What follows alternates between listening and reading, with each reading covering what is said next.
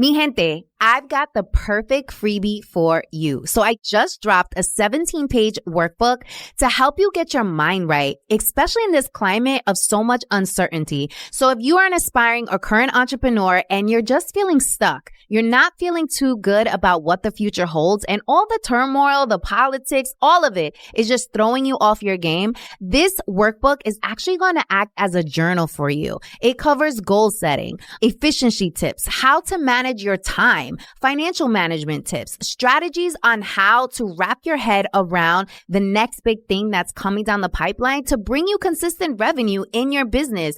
It covers what you should be doubling down on in terms of your well-being. And it is just my favorite jam-packed journal full of marketing and sales strategy to help you get clarity, but most importantly, to help you secure the big bag. So make sure to tap on the link in the show notes. I've linked it there so that you guys can get really clear on the top hacks that you can put into play to set yourself up for success. I hope you love it.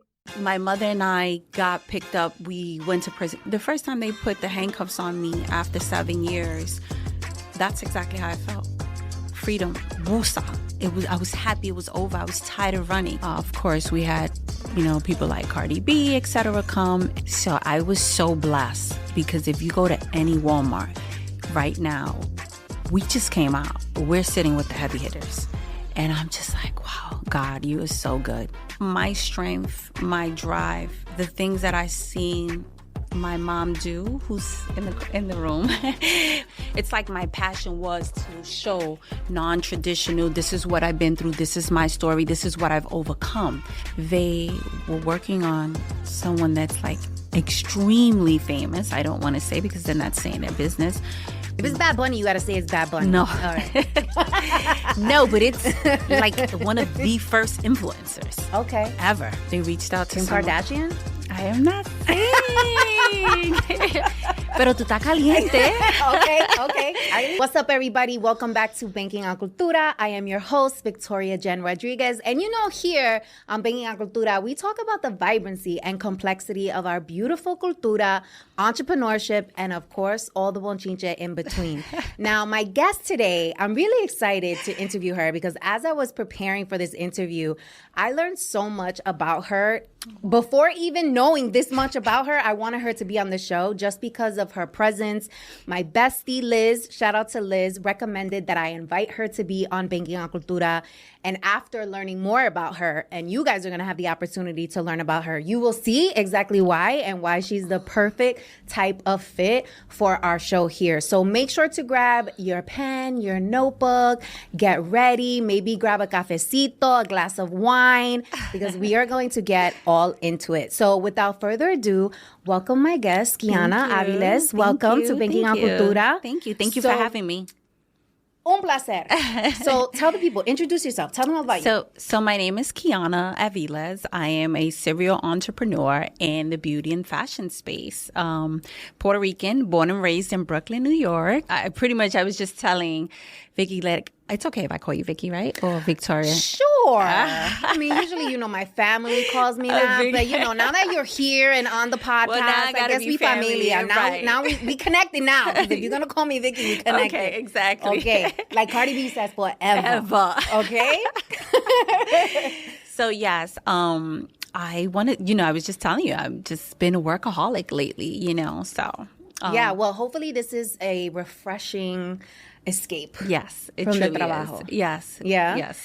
So here on Banking on Cultura, we like to take off the mask. We don't like to perform. Yes. We like to kind of give the behind the scenes, the rawness, the realness behind what makes us us. Right. And also what has allowed for us to be successful by being comfortable in our own skin. So we like to start with some bonchinche. So what can you share with us? It's interesting because her mama bear is in the studio, y'all. And she was like, my daughter doesn't like bonchinche. Every time somebody comes up to her and she turns it down, I was like, she's a special kind because I know me and my girlfriends, we get together and be like, what is tea? Tell me, what is the latest and greatest? But I mean, tell I'm us. okay with, what is tea. The thing is, like, if you're going to be talking about someone, I would expect you to do that in their presence to allow them to have, either speak their piece or their truth or whatever it is. I just don't like to keep going, because before you know it, el bochinche llega, you don't even know where. Yes. And it's wrong by the time it gets. By the time it gets to you. Right, Absolutely. exactly. So I think bochinche gets a bad rap, though, because bochinche can be good bochinche, right? It doesn't necessarily need to be about somebody else. It can be about a new project. It could be about, I don't know, you were journaling and you had a revelation. Like, it could be anything. You know what I mean? No, absolutely. So it doesn't need to be a bad thing. No, especially when it is a good thing. There's some people that I want them to know good things and spread good things. You know who to tell. And then there's some that you're just like, oh, forget it. I won't even bother, because, like I said, it might get misconstrued, etc. But like you said, tea could be good or bad. Okay, so give us some tea, mujer. Let me see. Like I said, I mean, besides us, which a lot of people still don't know this, so let's be fair. Besides Vida, going into Walmart, that's really been my tea lately. That's what I've been focused on. New hobbies. I'm trying to think of something juicy and spicy. All right, let's talk about your story. Okay. Because your story is juicy and spicy all in itself, right? So, wellness and beauty industry, Latina, killing it. Just got this huge deal with Walmart, and we're going to get into the details of that. Right. But let's start with what got you here. Okay. Because you have had an interesting journey to get you here. You're in business with your mama bear, which I think is just beautiful and amazing and unique. Yes. Right? There are not many of those type of partnerships, especially in the Latina community, right?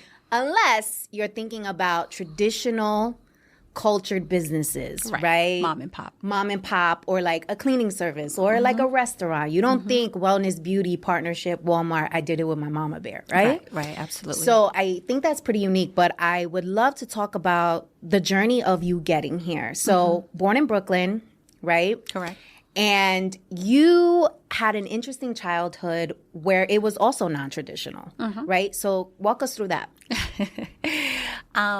So being born in Brooklyn and just during that time, I want to say that it wasn't your traditional childhood. It was, filled with a lot of life of crime, etc. And I seen a lot at a very young age. And it's interesting because a lot of it had to do with my family. So totally non-traditional childhood. Like I said, I just seen a lot. And things that you want to get away from, because you obviously these are not things that you want for yourself.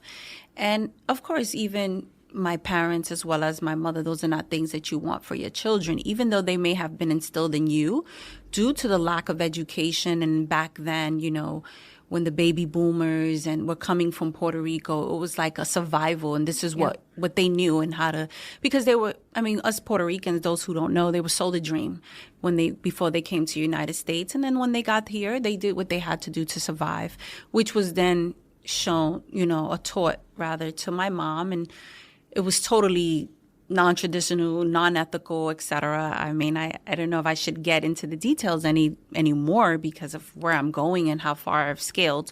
But let's talk about that, because as I was watching you do other interviews and doing my research about you, one of the things I really admired and respected was the fact that you owned your story. Yeah. And you were willing to talk about it in a way that had really powerful lessons, which is really what I want to pull out. Yeah. So let me help you with telling the story. You're trying to get there. Let me help you with telling the story. I get it. Only because I think that it's relatable.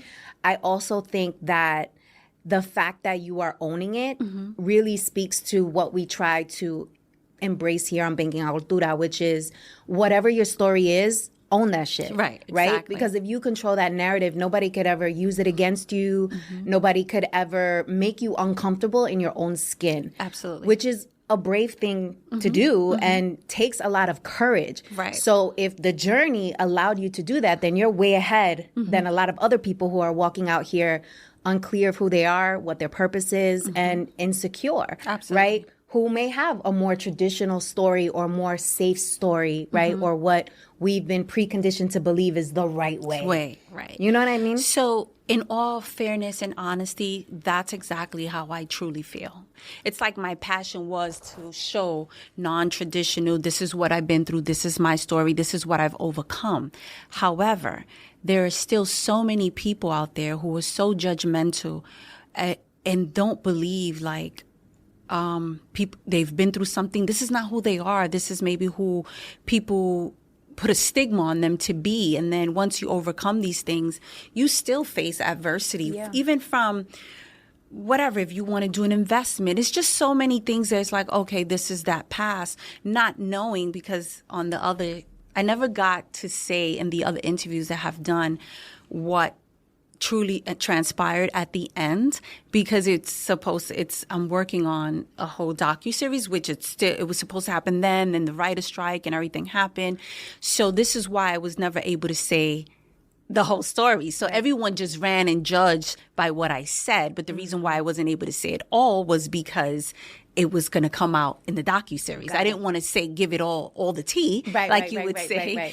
So with that being said, like, it's like you're so judged in so many ways, and I'm okay with that. I have super tough skin. You know, success allows you to build a strong character, and like I always say, with everything I've been through in life, there's nothing that intimidates me, nothing that I'm afraid of.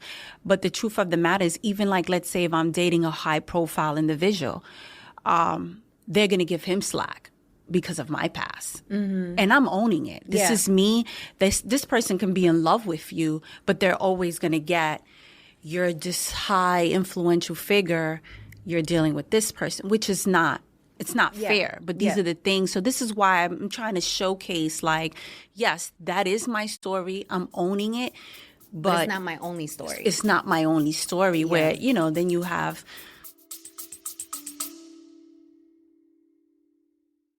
What's up, mi gente? Bet you didn't know that Discover is accepted at 99% of places that take credit cards nationwide.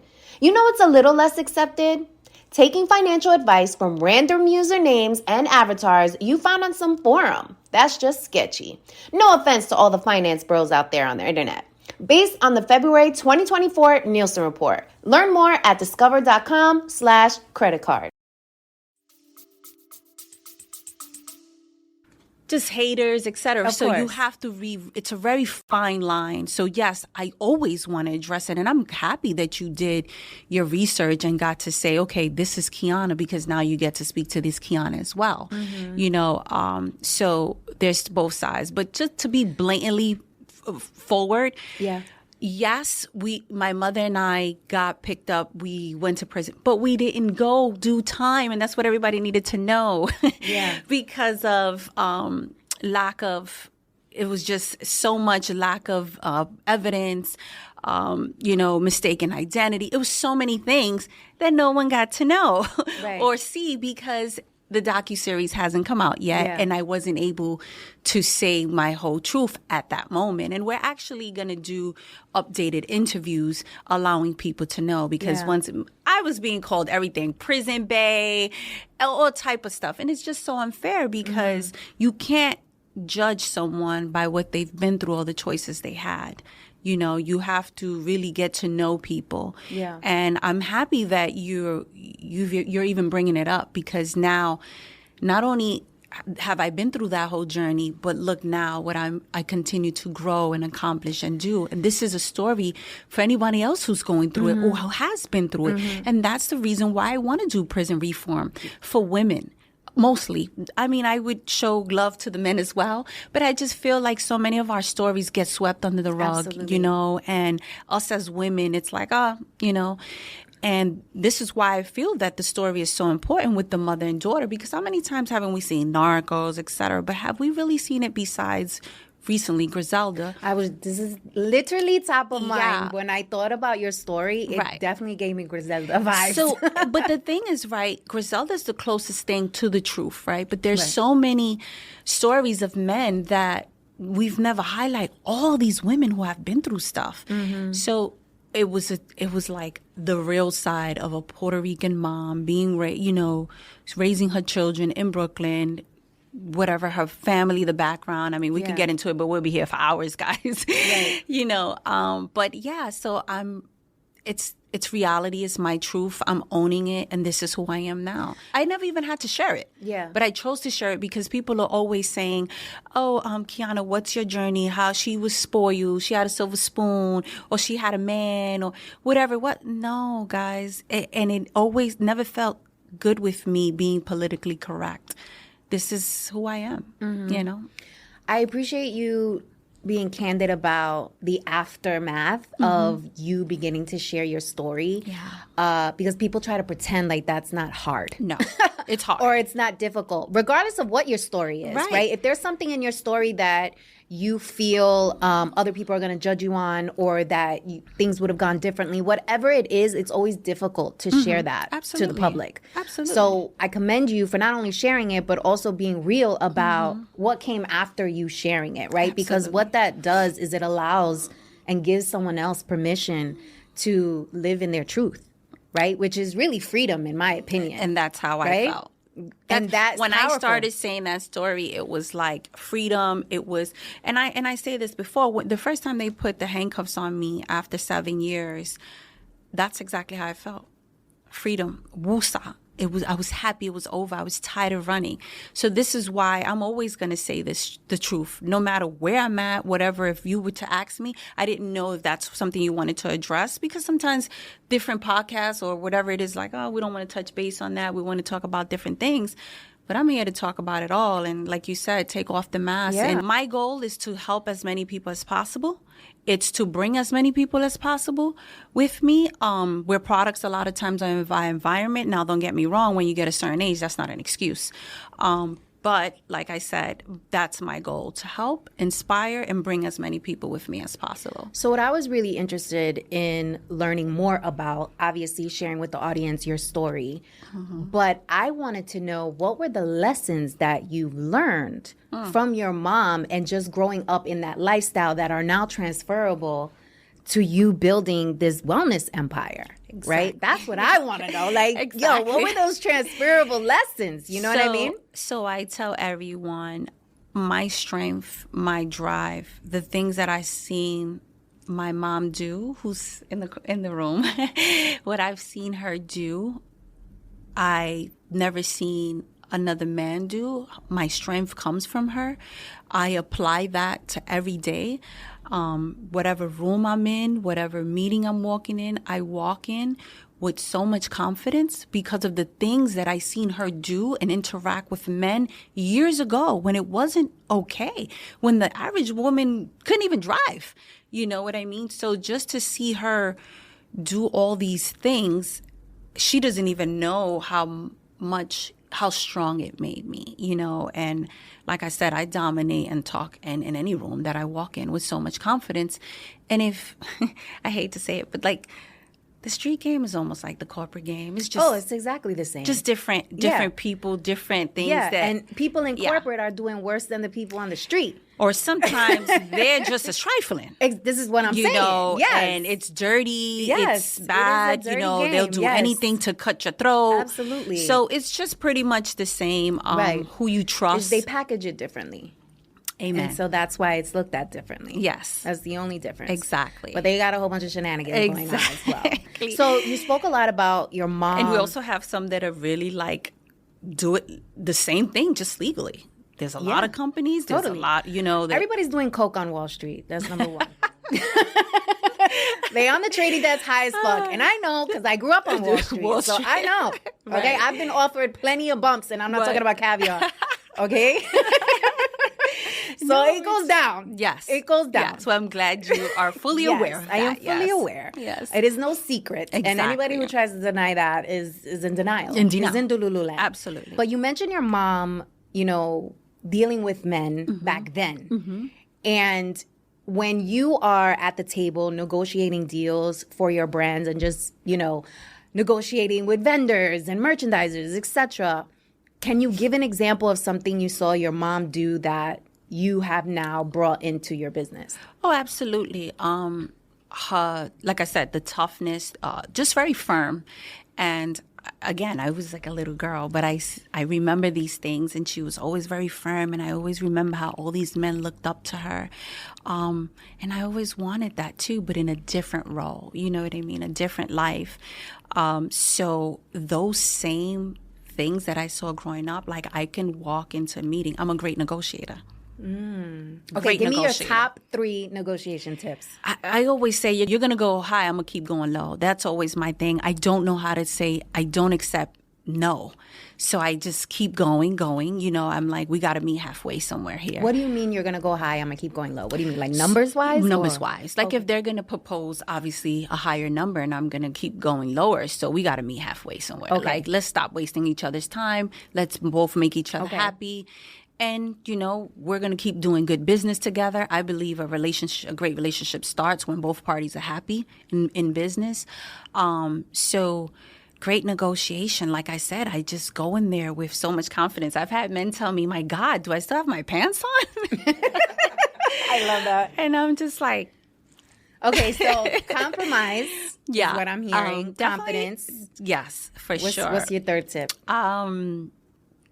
I told you I never say no, right? I mean, I don't take no. So is there anything that, like, let's say you're about to go into a negotiation. Because I don't even think about it, right? Like, it's so natural. Do you prepare? Like, what do you do when it's you're going so into natural. I literally have people call me and be like, can you talk to them for me? Because they have seen me do it. Again, I'm not realizing that somebody else is watching because it's become so natural. It's actually a turn on for me. Mm-hmm. It's crazy because I'm like, okay, I'm gonna get this done. Yes, and so far it's worked. Well, you have several businesses. Yes, so it has worked. So you have Nail Lounge, you have Vida, you have clothing line, Honor. Mm-hmm. ¿Qué más? Am I missing Vida. something? I have Vida. I have Nail Lounge. I have Vida Dry Bar. I have Honor. I have Qiana Nail Polish. Girl, okay, hold on a second. How do we even start that many businesses? Like, is it your team that's holding you down? Like, how does that even begin? No, okay. So that's where I have to start letting go. I've been doing everything myself for so long. And it's like, okay, now you have to start delegating people, especially now with Walmart, et cetera. It's like, okay, you have to build a solid, amazing team. I think that at the beginning, the trust issue was a thing. So I just started taking everything on myself. And I don't know. I can't. People always ask me, but how do you do this? How do you do that? And well, it has to be a team because you can't be at Nail Lounge all day. And no. I now have like a manager. But when you say like to start all these different businesses, I wish I had a team to apply that. No, I don't. Okay. But I do have a manager at Nail Lounge. Obviously, we have individuals who work with Vida. But all the companies started by, myself. My mom started Vida, and then I came on board, and we kind of did it. Now we're doing it together. But initially, like all the other businesses, I initiated them. I started them, yes. Okay. Would you do it the same way all over again, or what would you do differently? Absolutely. Like I said, it's hard to trust individuals. Now it's different. I plan to build amazing, solid teams, but it takes time. And as anyone knows, as an entrepreneur, your operations and your solid team takes some time to build. Yeah. So that was actually what I wanted to ask you about, was team building. Right. Because the way I imagine it, to have that many businesses, there needs to be people that you ultimately trust to like run the ship while you're not there, because you can't be everywhere at all the same time. No, for sure. Like I mentioned with Nail Lounge, I do have someone. By the way, for those who don't know, Nail Lounge is a very popular nail salon in New York City. Okay, all your favorite influencers, celebrities, all the things have been there, which kind of like put you on the map, right? Because it was that kind of That's what catapulted everything. It's opened up so many doors. So many great relationships began at Nail Lounge, which I no longer have a restaurant, but I went on to do restaurants, etc. And your network just continues to grow. So that's kind of where it started 15 years ago. So how did you manage to let go and actually begin to trust people? Well, you have no choice. Your bandwidth is but so wide, so broad. You have to definitely start delegating things. But like I said, you still want to oversee everything and make sure that everything is running smoothly. So what does that like when look I leave here, I'll pass by nail lounge, make sure everything was okay. But for the most part, I get closeouts. I still haven't let go. Everything's on my phone, all data, messages, everything goes through my phone. Even while I'm driving here to you, like everything is nonstop. I still oversee everything. Email campaigns that are going out, I see get approved. Push notifications that go out, approve. I approve everything. Do you think you'll ever be able to let go? I want to. Okay. I want to. I feel like to even truly be more successful, I need to let go. Mm-hmm. I need to focus on being the CEO. Yeah. Yeah. But I can see how that could be difficult, especially I'm pretty sure you came across a lot of characters growing up and just seeing how those relationships needed to be managed and then thinking about your business, which is your baby.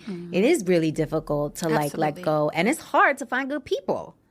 And people that... Especially these days. Yeah. And people that, are going to treat your business with respect. Absolutely. As they would their own. So I could see how it could be difficult, letting go. I wonder if that is more a woman thing. Because I find that men delegating, here, take this, take this, take this, take that. But for women, I don't know if it's because do you think we it's have this fixer complex.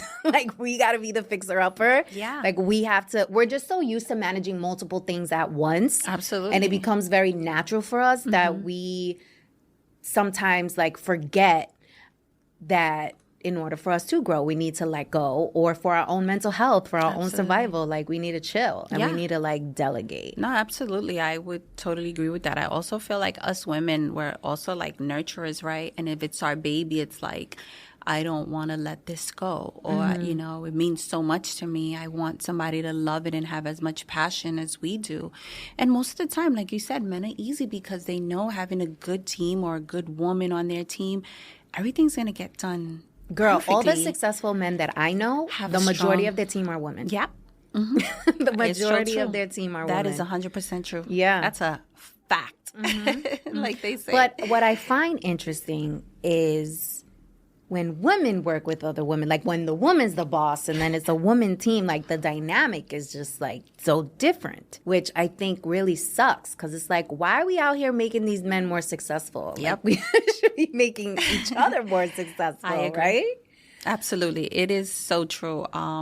It's actually sad because I don't know if it's in today's day and age, everyone wants to leap and your story is so beautiful, but no one wants to go through that phase anymore. And I think when women work for you and they see you, they see you own this beautiful place, they see you driving a nice car, and they see when you come and they're maybe all day working, they're oh, that should be me. And it's it will be you. Just put a little bit of effort into your work and let's work together. And I think that that's another thing too, where if I have a successful business, why are you trying to do the same concept right across the street? Why are we not coming together and opening 5 of them? It's everyone wants this title where once you're successful and you have the title, you're oh my God, don't even call me. Get somebody else to do it. Tell somebody else.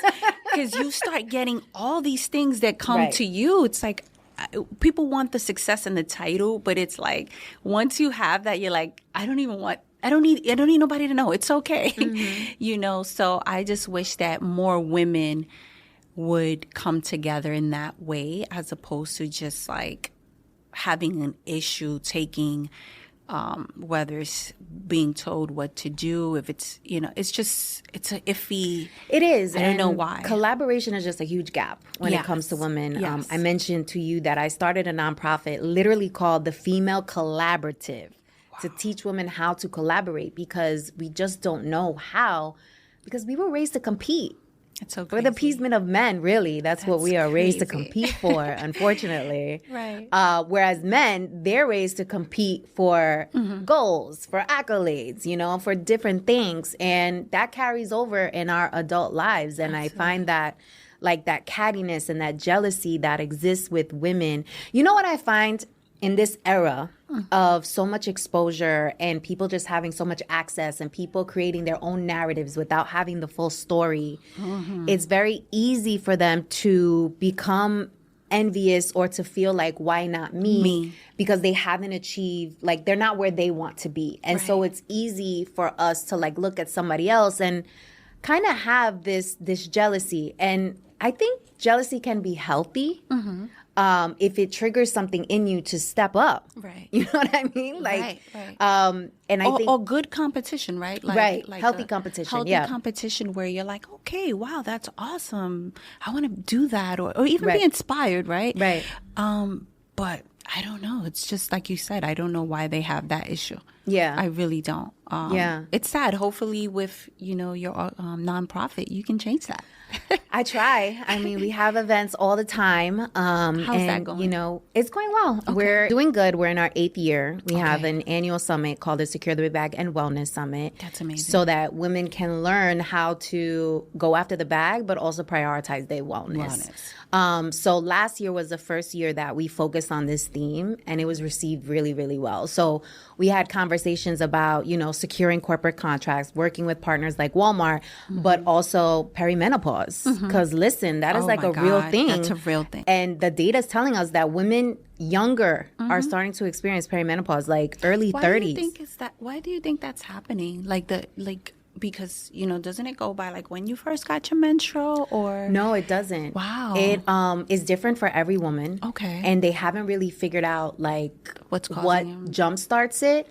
However, there is data, of course, tied to diet. Right? So your diet is like attached to everything.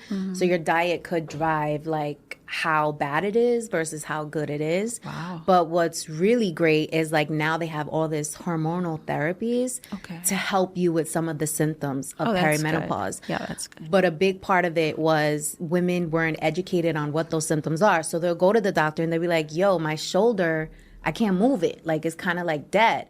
And doctors would like give them all this medication, not knowing that that's actually a symptom of perimenopause. It's called cold shoulder. Wow. Right? I didn't even know that. They go to the GYN and they're like, yo, my vagina's mad dry. Like, what's going on? Like, I'm complaining to my man. Like, he got to do something different.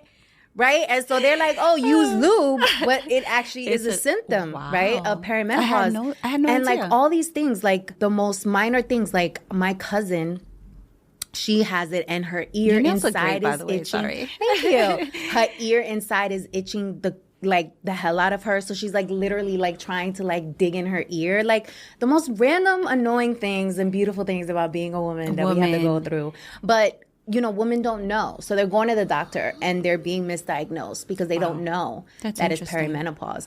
So we had some doctors on the panel. So really interesting stuff. We talked about diet and all the things. We got to get you involved since you're the wellness queen, Does beauty. It happen in New York? Or? It does. Okay. So this year it'll be in New York or New Jersey. We're still looking for our location. Wow. But Yeah, I would love November. to. That's amazing, especially with great information, because I truly believe like you should leave with something when you attend these great events. Totally. You better leave with something. Yeah, because I don't know.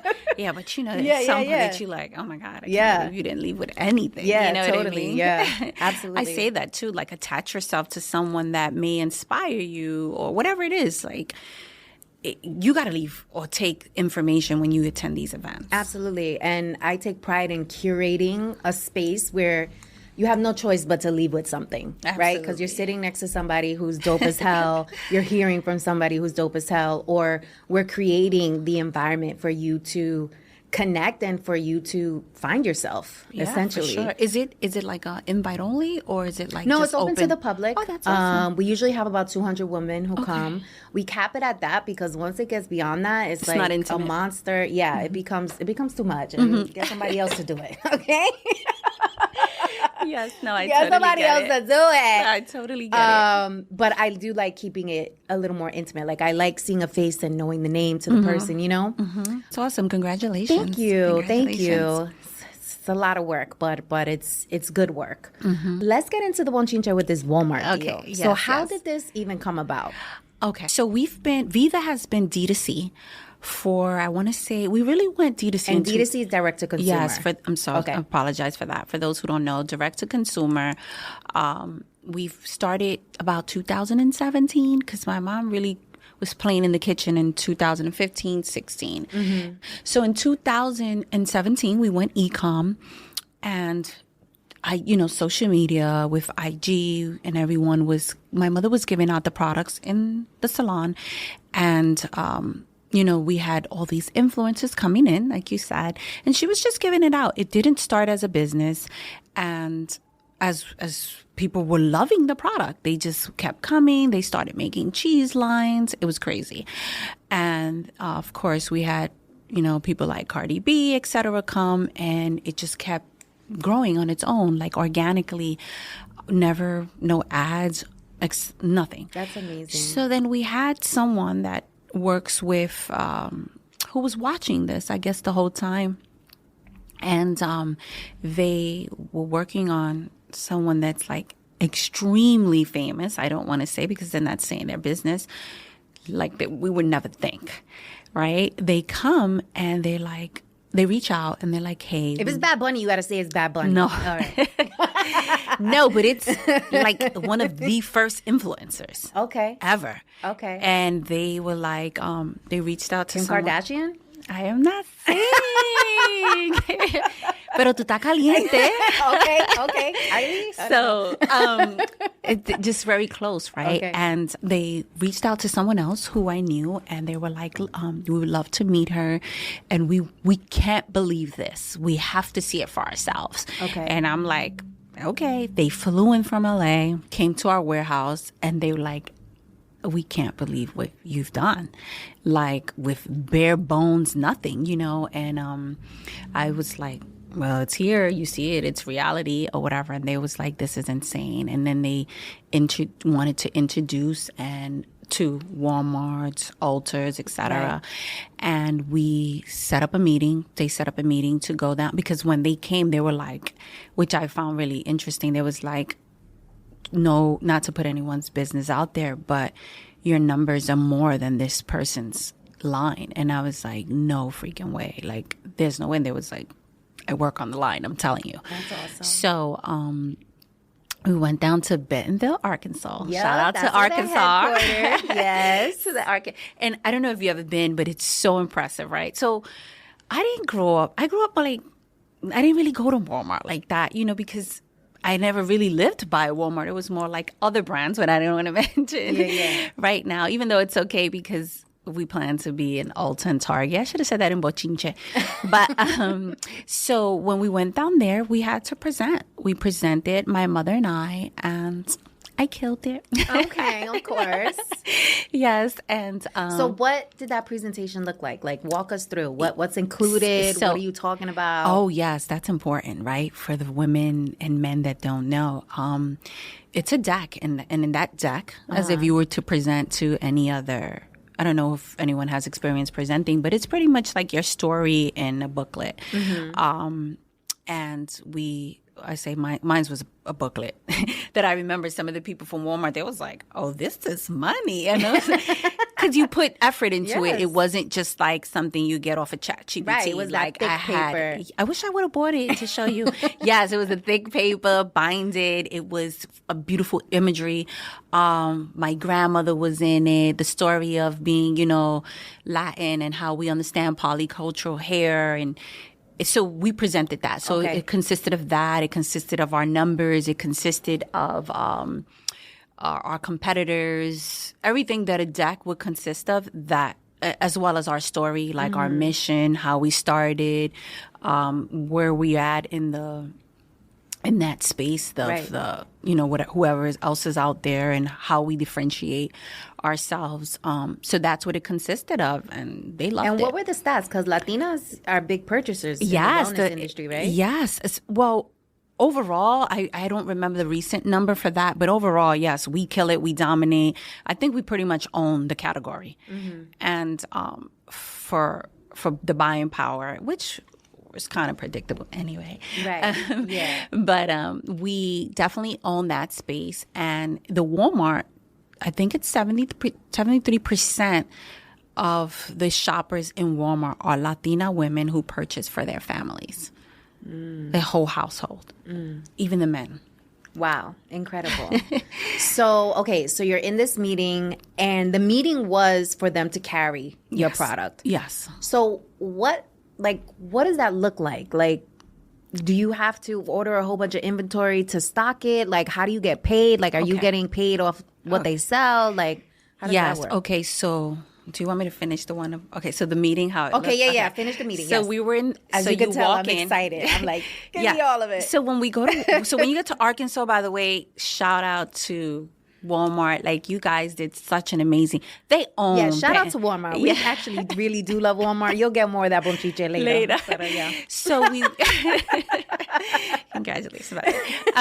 So we walk in, right? I mean, you get there and everything's like Walmart. These buildings are amazing, state of the art.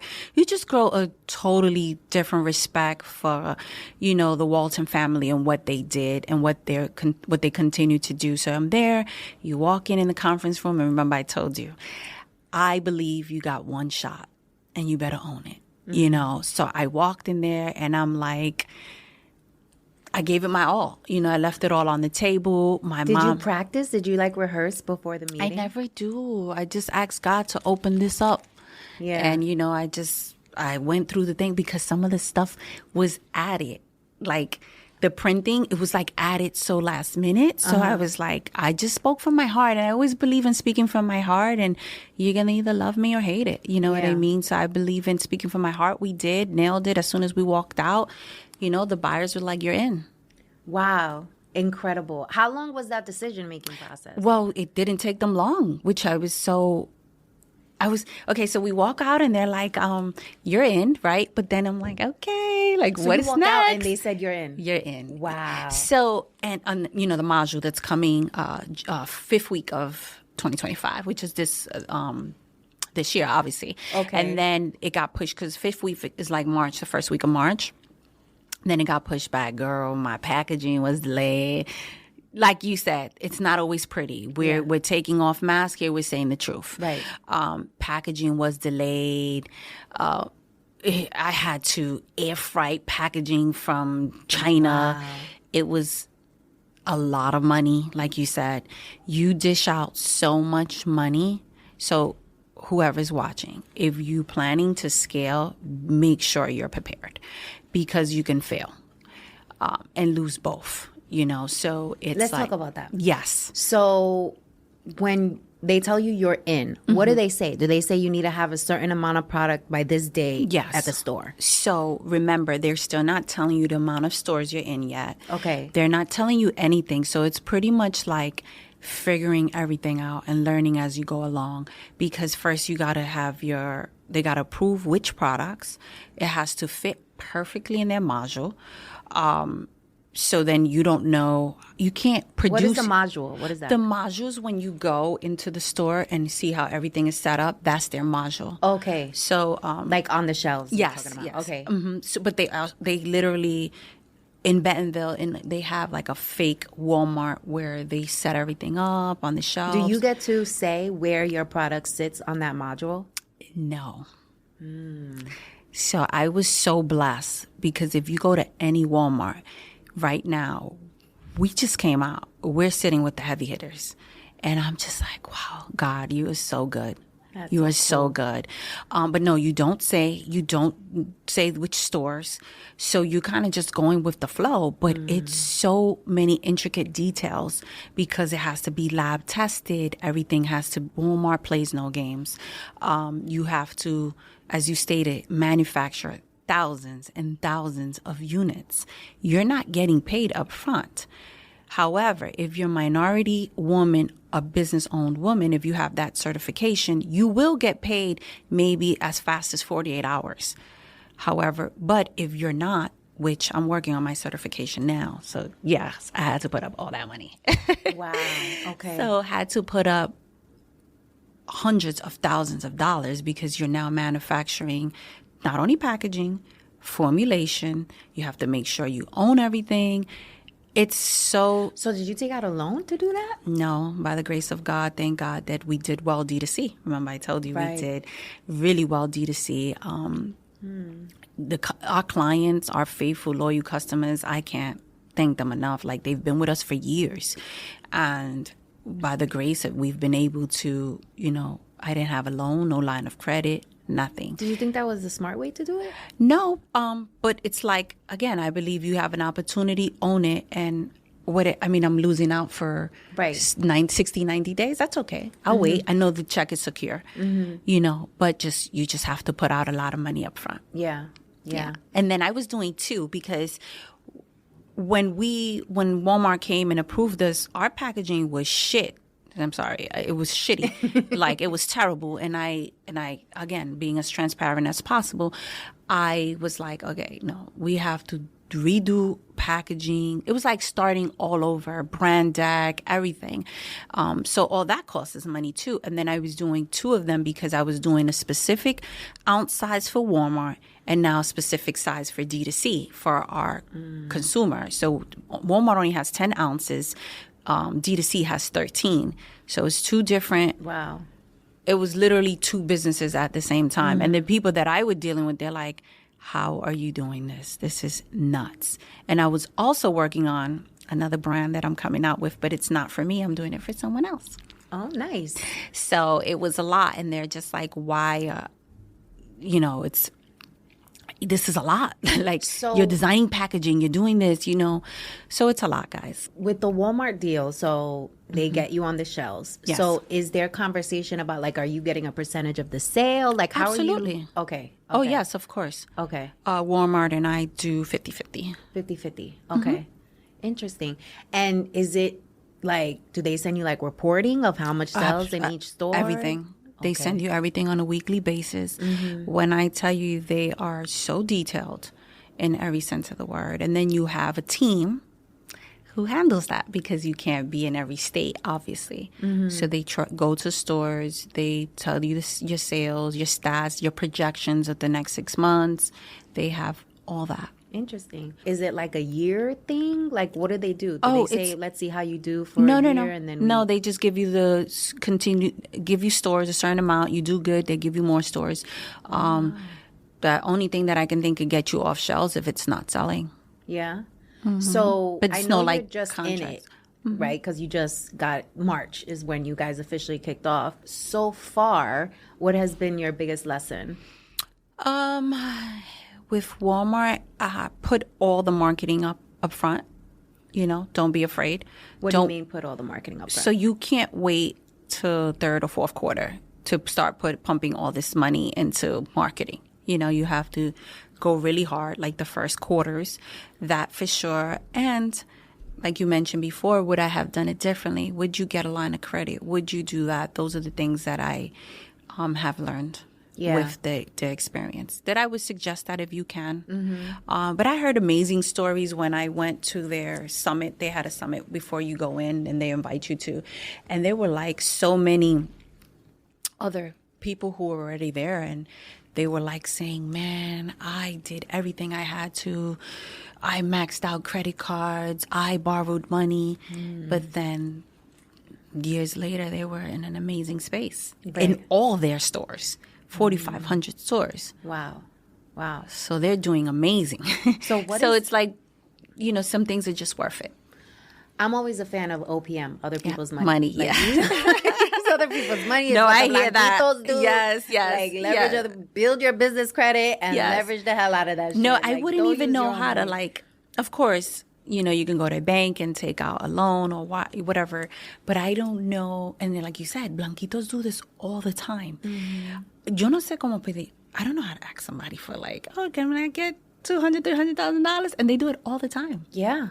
All the time. Like nothing. Yeah. Some of them is like, if you're not asking for $2 million, you're wasting my time. Yeah, totally. We own this 100%. So to start, the equity, and so you're like, because it's like you said, we're Latinos. This is an opportunity to create legacy, generational wealth for years to come.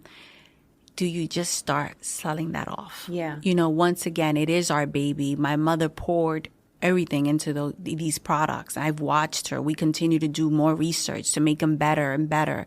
So this is not just like, oh, we went to a manufacturer, slapped the label on it. No, these are our formulas that she's researched, that she came out with, and we continue to do that now together. You know, I think we've both grown a passion for it, and, you know, we plan to do more and more lines, more collections, and yeah. So yeah, it's more personable to us. Yeah. No, that's the tricky thing when you choose to bring on investors, right? Is you obviously have to give up something. Right. And also you got to deal with their bullshit, like their personalities. They want this, they want that. You got to consider be the their right worth. investor. It always has to be the right investor. It has to be a right investor. I started this brand with someone, and it didn't work out. And I'm cool with that, you know, because it's like you said, different personalities, etc. And you're just like, nah, I'm okay. I'm going to take this off on my own. And that's another thing I've experienced too. Like, not everyone is a good partner. It has to be the right partnership. Right. You know, so if you're going to take money, for example, like you said, from an investor, it's like, who is the investor? Is it a right partnership? You know, because you're giving up so much. So as far as equity. You'll be interested in learning that there are some investors that don't even want anything. Like, they'll give you money and they're just like, show me a return. Right. And then it's whatever. Well, those are the ones I need to know. Those are the special ones that you gotta like seek out.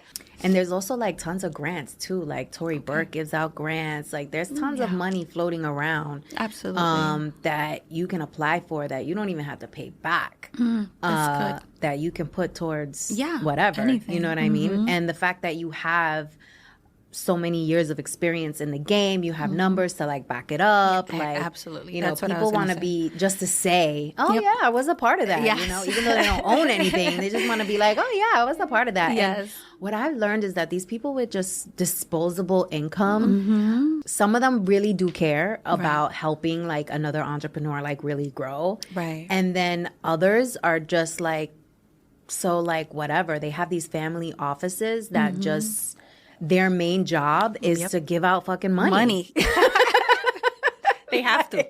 Yeah. They have to. Yeah, just to give out money. It's like, give it to me. Yes. Like, give me the money. Yes. You know what I mean? Well, I'm when you keep that in delegate, then you'll get into those rooms. Then you can spend time in those rooms. Yes, I was just going to say, you know what? Moving forward, I'm going to do all those things. But I haven't had to, you know, by the grace of God. But doesn't mean as you continue to grow that you're not going to need But you said something important that I think a lot of entrepreneurs do need to keep in mind. Like, scaling sounds sexy. Right. And it sounds like everybody has that goal. I want to scale. I want to scale. I want to scale. Not realizing like what that entails, but also how it could be your demise. Absolutely. Right? If you scale too fast. There's plenty of those stories. You know what I mean? Yeah. So the fact that you are doing it your way and on your timetable obviously has served you. Yes, so, absolutely. You know, absolutely. You got to decide like, if you're really ready. Right. And if you really want to do that. And if you really want to do it. It is another level. It is another level to unlock. And I was just going to say that. Like, someone asked me, you know, when they ask you, like, your goals and stuff, and then they're just like, okay, but why?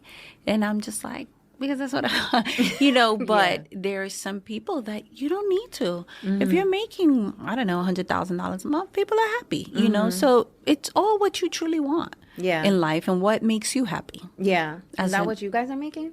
More. More than $100,000 a month? Wow, what a blessing. Yeah. So cool. Yes, thank God. Yeah, thank God for that. Yeah. That's dope. I feel like there's so much more that I want to dig all in the business. You can, I know. It's just, I know you know everything. I want to know everything. I'm here, you know, and that's what I always say. I want to be as transparent as possible. Yeah. I know you're probably running out of time, but.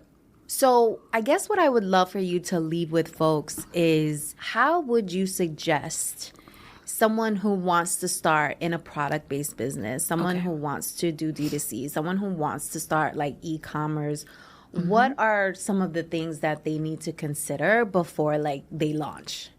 Owning your own formula.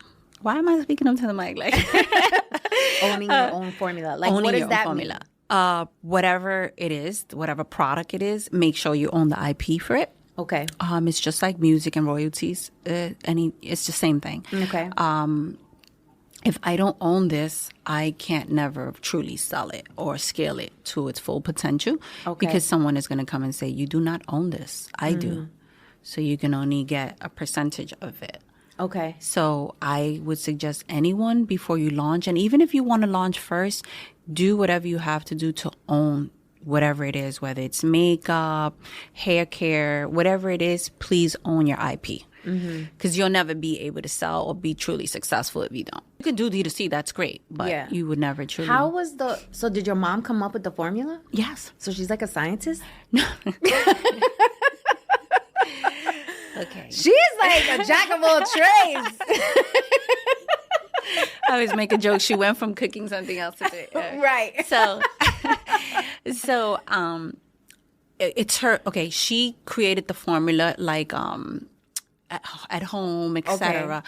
Then when you go to manufacture it, like to percentage wise, and you go into stores or just anywhere, even on D2C, you break it down to the science aspect of it. Okay. So that's how they help you. But they know when you come to them, it's NDA. This is my formula.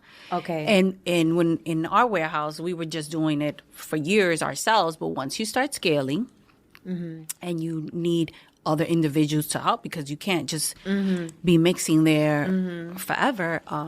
You do need to say, this is my NDA, this is my formula, we understand that you're just breaking it down to the science. Got it. Interesting. Okay, so you go seek out like scientists to like break it down. Well, the chemists, they most facilities who have manufacturing will help you with that. They have chemists. Interesting. Yeah, so they understand that, and it's pretty much like, did for you example, do that in the U.S. or did you go somewhere U.S.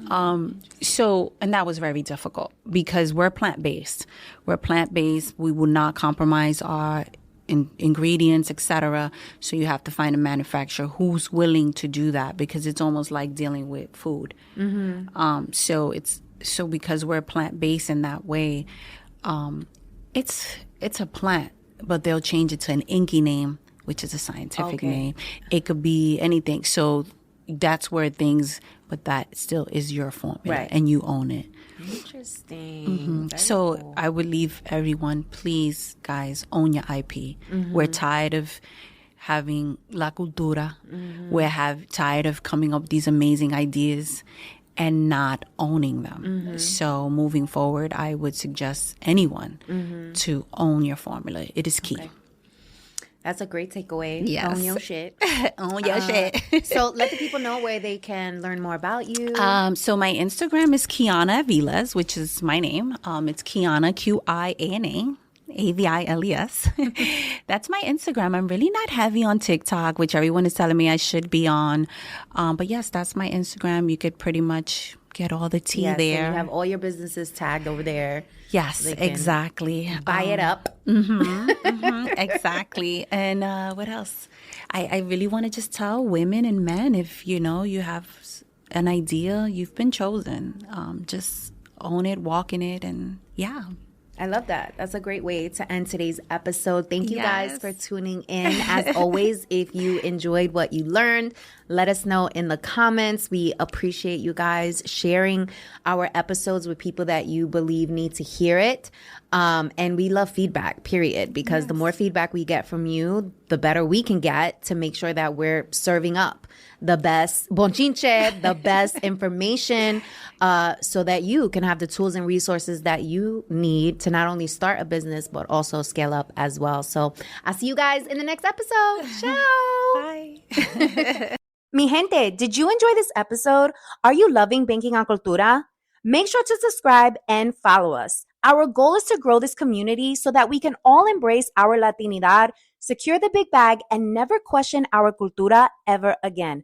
Please also take a moment to leave us a review. I love reading your reviews. Let me know what you are thinking, what guests we should have on, and if there are any topics you would like me to cover.